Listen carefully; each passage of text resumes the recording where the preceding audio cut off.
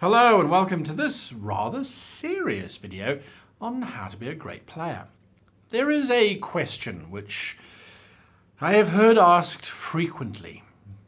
What do you do if your GM sucks? My channel is dedicated to ensuring that GMs and players don't suck.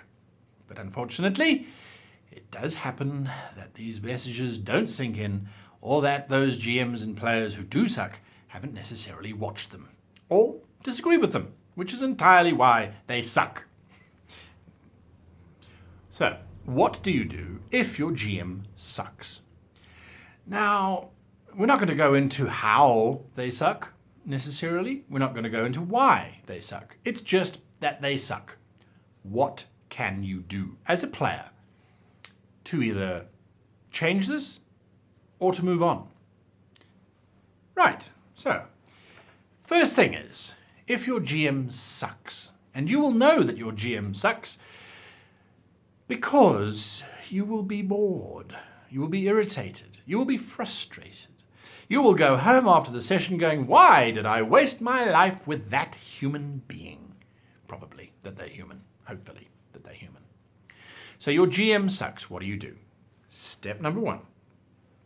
Before you go home and rant and rage against your GM or DM who sucks, and you wish that she would go and suck lemons rather than try and roll dice because she's the worst GM ever to have walked on this planet, before you do that, you need to be a little bit more analytical in your approach. Because ultimately, people will make mistakes. The GM will make mistakes. She might make a bad call. He might make a bad decision. She might not tell the story as you think it should be told. He might throw monsters against you that there's no ways you possibly could win. She might give you puzzles that don't have decent outcomes and then mock you when you can't solve them. So it's about sitting back and then running through a little checklist that I've got here, and I'll go through it very slowly with you, as to identifying what it is that you think causes the GM to suck. Now, how do you test? What's that first question? So the first question is to determine whether your GM is a yes or no type GM. No GMs generally are the ones that suck. Can I ride the horse? No. Why not? You don't have the skill. But it is just a horse. Can I walk down the road? No. Well, why not? Because I don't have anything drawn down there. So, no. Can I use my belt as a hoop over a rope and slide down it like a fluffy slide? No. Well, why not? The rules don't cover it. Ask to do something weird during the session. Something that may not make sense. Can I jump onto the shoulders of my companion here and then launch myself through the air towards the enemy and gain a height advantage on my attack? If the GM says no, well, then your GM sucks. If the GM says yes, but you've got penalties and you've got this and that and the next thing, that's okay. That means that your GM is at least thinking about ramifications. So that means that the GM doesn't necessarily suck on the yes or no question. If they suck on the no question, you don't need to run through the rest of them. You've already identified that your GM is a proper sucker. Does your GM railroad? So we've got this quest to go and save this damsel, but I think we should just head south. Let's just go to market. We want to spend the session shopping. No, you can't. You walk up to the tower. No. We don't want to go to the tower. We're walking away from the tower. The road vanishes and the bridge falls away. There's only the tower. All right. Well, we'll walk past the tower then. There is no past the tower. You walk into the door. No, we don't go to... Does your GM railroad you or not? Now, that's obviously a very horrid example, and GMs railroad all the time. But if they do it consistently, if they prevent you from making decisions for your PC that take the story in a different direction, then your GM sucks. Unless, and here's the caveat, unless you are constantly striving to thwart the GM's plans by constantly going in different directions to the rest of the party. Then you suck. However, if your GM is a railroader and they've got their plan and they're like, no, you have to be here now because that's what I've planned for, and you can't go through that door, I don't know what's on the other side. Your GM's a railroader, they suck. Don't continue asking questions. Just move on to the next section of this video. Does your GM lack planning? Yeah, you walk, it's a field. Yeah, and you walk through the field, and there's more field, and some more field, and can someone pass me the monsters guide? I need to. What lives in a field, guys? Oh, horse. Yeah, you get attacked by horse. No, wait. Yeah, you get attacked by horses. Does your GM suffer from lack of planning? Planning is important, and whether they are freestyling it or not doesn't matter. It needs to come across as if there was a plan. If the GM is wandering around as aimlessly as you are on the plot, it means that there's no plot and everyone's wasting their time. It also means your GM sucks because they're not putting in any effort into the game. Planning is bad. Another one is the GM a weak person or a pushover? I stab my sword through his head and then I spin around and cut the other guy's head off, and I don't roll dice for it because I'm just that good. Oh, all right. Well, that's what you do, and he dies. I then leap onto the horse and get the horse to canter so fast that I can run up a wall and get to that window before the horse falls back down to the ground. Yeah, okay, you do that. If your GM is a pushover, if they're allowing other players at the table to simply dictate how situations unfold or turn around, then your GM sucks. However, again, that caveat, if you are constantly doing that, then you are bullying the GM as well. And there's a video on GM bullying that you should go and watch. Again, these are little tests that you do for the GM to identify what's causing this problem. Is the GM a rules lawyer? In which case, then there's nothing that you can do, because if it's not in the rules, you can't do it, point number one. But if it's in the rules, then that is how it shall be done regardless. And the GM will spend hours looking into that rule book to make sure that they're making the right call. Again, the game should flow. Things should move. It shouldn't be a case of the GM doing research and stuff that they should know already. And if they don't know it, they should make a call and they should move on. And that's that on rules lawyering. Do they have a dull narrative? All right, you walk into the city. There's a thief. He's stolen something. Do you run after him? No? Okay.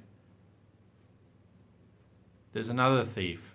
He's also stolen something. Do you run after him? There's a cellar door. You can go down it if you like. Oh. If his narrative is dull or doesn't make sense or isn't coherent, and she turns around and she goes, ta-da, big reveal, and you're like, no, we all saw that because you just recreated the story of Star Wars, only that's been done 40 years ago almost. So no, it's not that interesting, actually. No, dull narrative. If it's a dull narrative, then your GM may suck. They may also be inexperienced, however. And this leads us to your second step. So once you've identified why the GM sucks, or multiple reasons why the GM sucks, or perhaps you're uncertain that maybe the reason why the GM sucks is because of you rather than because of them, you move on to step 2. Step 2 is to ask your fellow players after the session, is it me? Is it me? Or does she just suck? He was so boring. What was he thinking? If those are the conversations that you and your fellow players are having after a session, you owe it to your GM to address them, not to keep talking about that after each session. Because all that's going to happen is that you're going to become disillusioned with the session, you're going to become disillusioned with the GM, and you're going to wander off and try and find another game. Except that it's going to perpetuate, because if you're not willing to step up and say, hey, listen, I really like what you're trying to do, but these are our concerns, then you might be a problem. So you must address it with the GM and sit down with them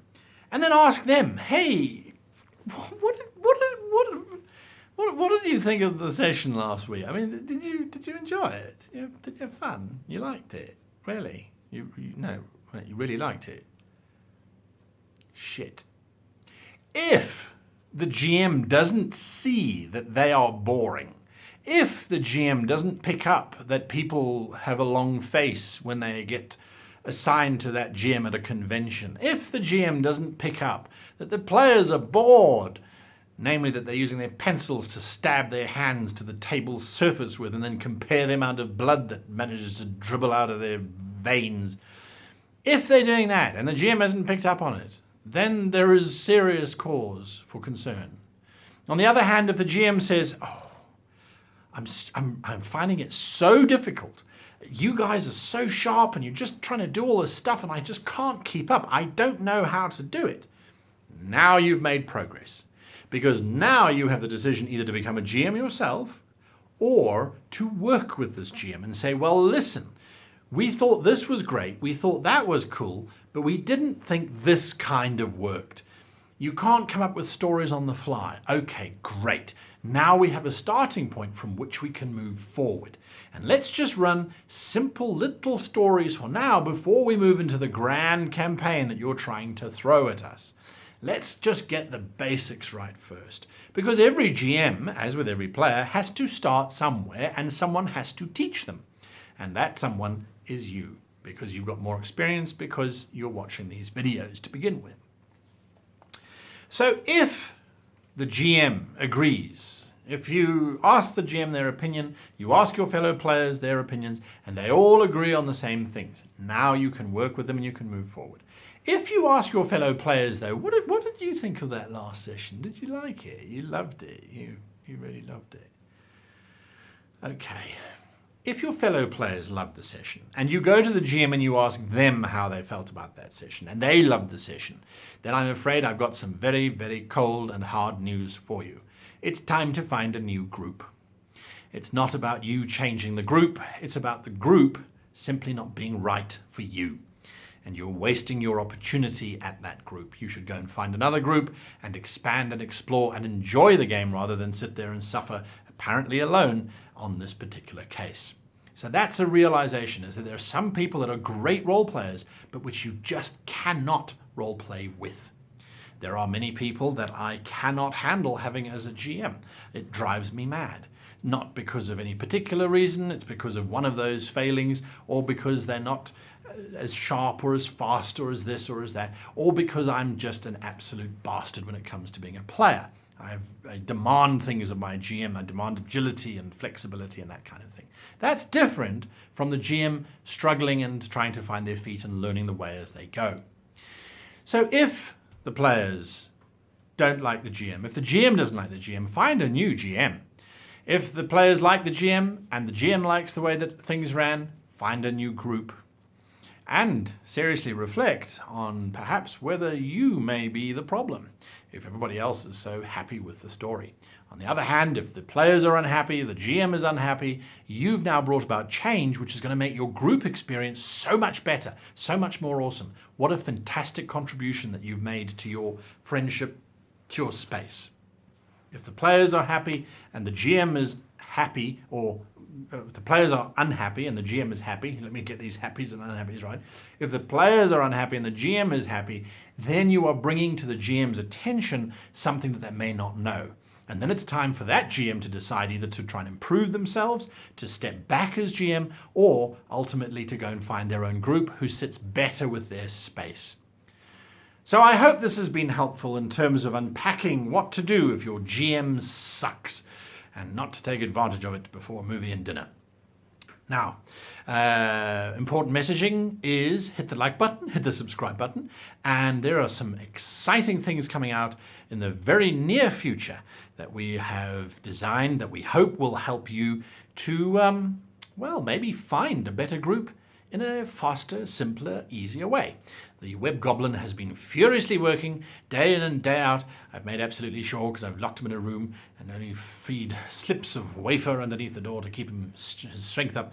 He's been frantically working on things, and things will be revealed shortly. For those of you who also have not yet seen it, there is a new Adventures of Bacon Battalion, and that's Bacon Battalion, The Adventures of the Wind Swift, and that is launching on the 18th of September. Now, what's interesting, or at least what I find interesting about it, is that they are 45-minute actual play sessions, and at the end of those sessions, the players unpack what they thought worked, what they thought didn't work, and what they wanted their characters to achieve or not achieve during the session, and how they adjusted based on how that session ran. So it's a really good opportunity to look into the minds of some of, as far as I'm concerned, the best role players on the planet, because literally we've got an American, we've got someone from the UK, we've got someone from Germany, we've got someone from Australia. So it really is a global look at what role-playing means to these guys and just how their characters survive in a world that I've created. And they tell me where they think that I went wrong, and of course they tell me where they think I went right, and I give insight into how I've run the session as well and how I've had to adapt based on what they've been saying. So it really is an interesting 10-minute discussion after each of these sessions. And so that's coming out on the 18th of September. So watch out for that, because I think that's going to be really useful if you're a novice player and you want to see how guys who have a lot of fun do it. And that's something to bear in mind. Until next time, I wish you and yours the happiest of playing.